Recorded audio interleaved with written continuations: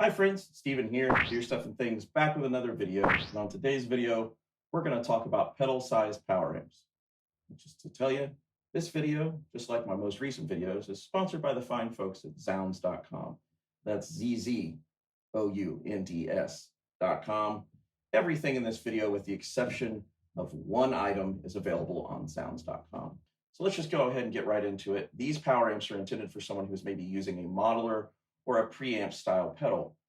This will allow you to get the output of your modeler or pedal or whatever you're using into an actual guitar cabinet. And they're really small. It's great. I've done a video on this in the past, which you'll see a link to up here. I don't really recommend you watch it unless you just really want to complain about stuff, because that seemed to be what everyone did in the comments, and not about the products. They just complained that I talked a little too quiet in it. And most of that was the result of some poor editing on my part.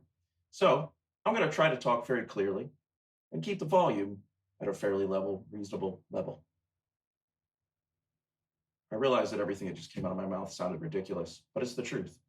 Either way, if you're unhappy with the volume of my voice, the sound of my voice, the way my face looks, or anything I say in this video, you can use the comments section for what it's intended for: tearing other people apart.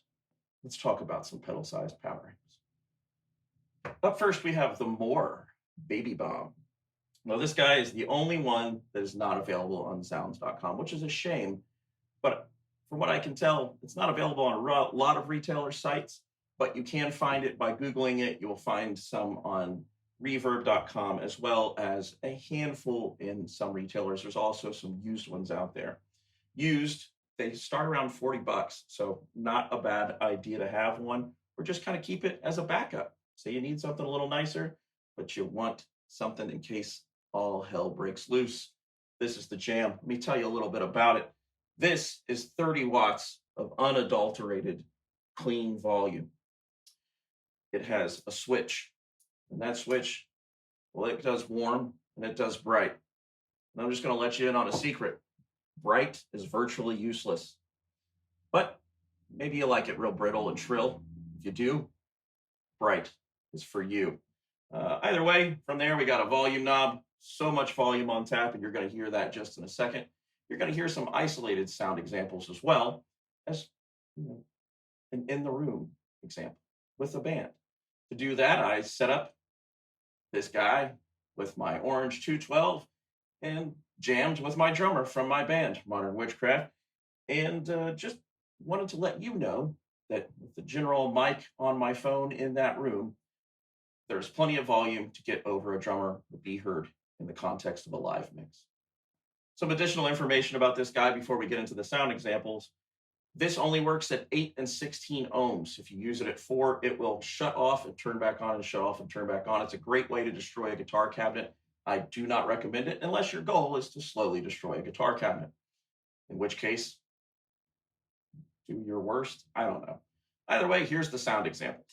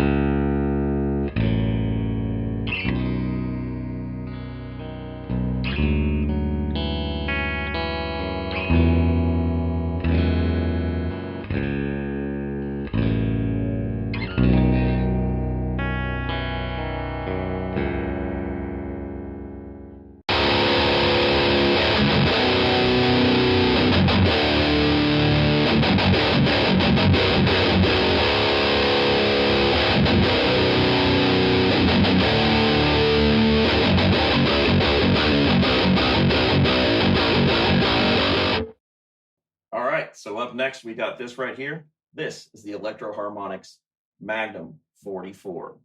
It's got stuff that looks like crosshairs on there. It's real intimidating looking.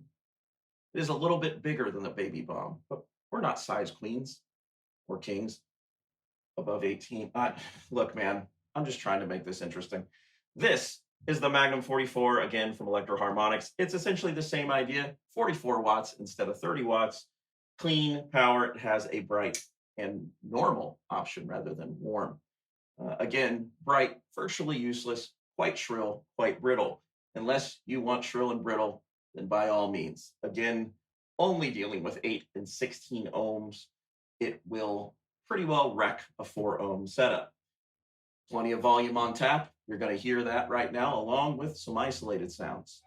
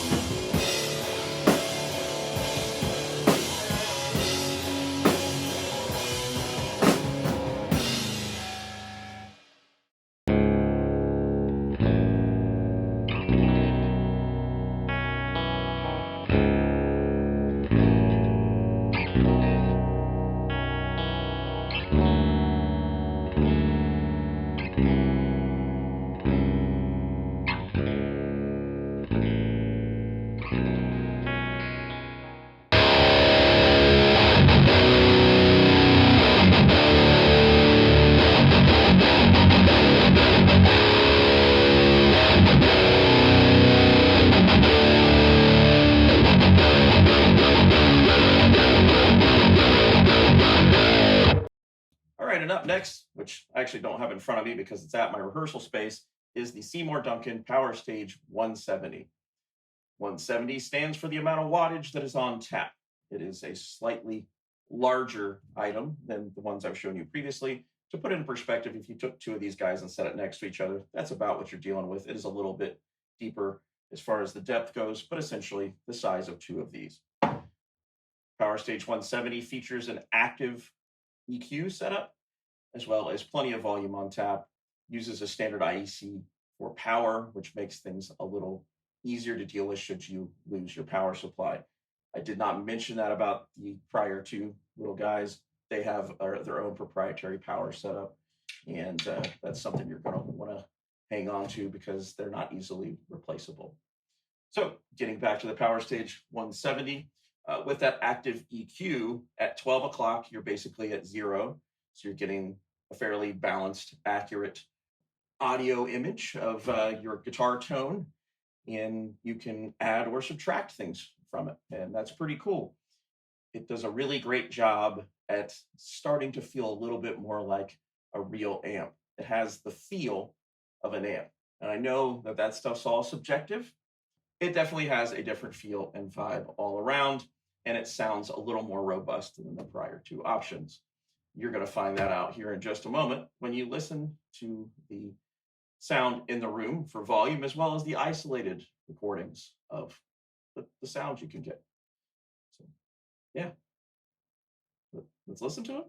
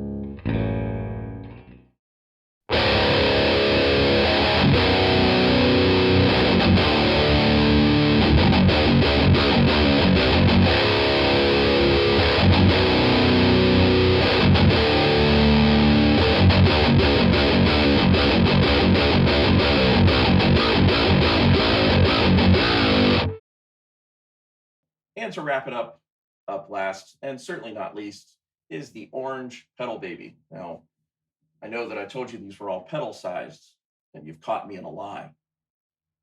And I hope in time you'll forgive me, but I feel like some of you haven't forgiven me from the previous video that I did on this topic, as well as some other slight mistakes I've made in countless videos here on YouTube.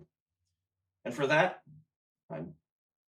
well, I don't care. We're all going to be all right. I hope you're all right. If you're really that upset about me not telling you the truth about this being not pedal sized, well, you're just going to have to figure it out on your own. Anyway, the biggest difference here between this one and the PowerStage, as well as these other little guys, is that this is a Class AB power amp, which responds and acts a lot more like a real guitar amp. It is noticeable in the room. It is noticeable, which I hope you'll be able to hear in the isolated as well as the in the room recording. This one has a character to it that the other ones do not have. The PowerStage is quite close to it, but not as close to a real tube amp as this. So if you are looking to just get something to power your modeler and you want something as close to a real tube power amp as possible, but don't want to spend the crazy money on a tube power amp, this would be my suggestion. A little bit less as far as the EQ options here. We're just dealing with treble and bass and volume. To put it in perspective, there is so much volume on tap with this one. Honestly, all of them have no shortage of volume at your disposal, but this one in particular is just another level altogether. Here are the audio samples of the orange pedal baby.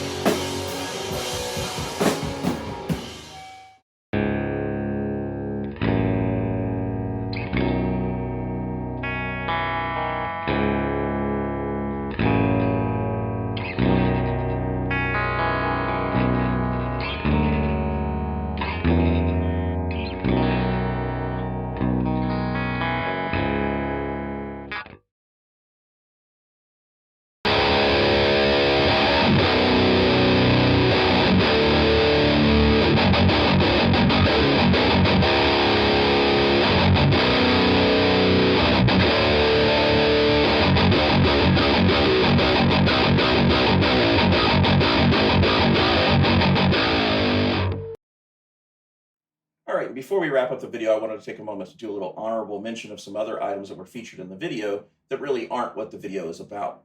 One of those items is this right here, which is the Lewitt DTP 640 REX. Now, this is intended to be a kick drum mic, but it started to become fairly popular with guitar players, one of those guitar players being the wonderful John Brown from the band Monuments, or so I read in an article. The cool thing about this mic, and why I just took the top of it off, is that it features two mics inside of it. You have a condenser as well as a dynamic mic. You also have two independent outputs for each of those microphones, which allows you to blend them together to really get a nice sound going. It's great on guitar cabinets. It's also great on kick drums as well as floor toms. But I've found that with guitar cabinet, you can really dial it in because you can get that low end stuff that's coming from the dynamic, and you can get a lot of the character in the high end and mid range with the condenser. It's a great tool. It does have bass roll-offs as well as some pad options. Really great stuff. Other things that were used in this video are an orange 212 open back cabinet that is my own. You could also find those on Zounds, and I'll put a link in the description of that. For the audio examples as far as the guitars go, on the isolated tracks, you are hearing the Schecter John Brown 7-string. I'll put a link to that in the description as well. And in the room with the drums in those live setting clips, I'm using an ESP Stephen Carpenter Baritone 7-string. I will also put a link to that in the description because it is also available at Zounds. And that brings us to a close. In my opinion, these are all perfectly usable, and I wouldn't be unhappy to have to use any of them. For my own personal use case, I am leaning on the PowerStage 170 just because it kind of hits the mark of having a lot more overhead as far as power goes. It's not really limited as far as what cabinets you can use with it. Most guitar cabinets aren't hitting over 200 watts. So with having 170 on tap, you can get away with quite a bit. There are other versions of the PowerStage available that are higher wattage, and you can look into those as well.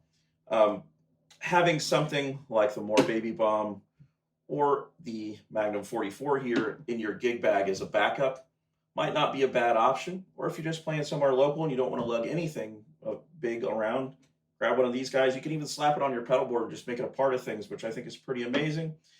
The orange pedal baby is the most unwielding of all of them, but it's also kind of the most natural sounding if you're really wanting that as close to tube amp response as possible. I personally feel like if you're using a modeler and you're trying to combine it with tubes, you already kind of lost the plot. But we all have our things and we all have our preferences, which are all very subjective. So again, that's what the comment section is for, telling me how wrong I am. Either way, this has been an absolute blast. I still can't believe that I get to check things out for the fine folks at Zounds and share them with you. I do plan to get back to baritone comparisons in the next one because you guys seem to be liking that. So until next time, it's been me, it's been you.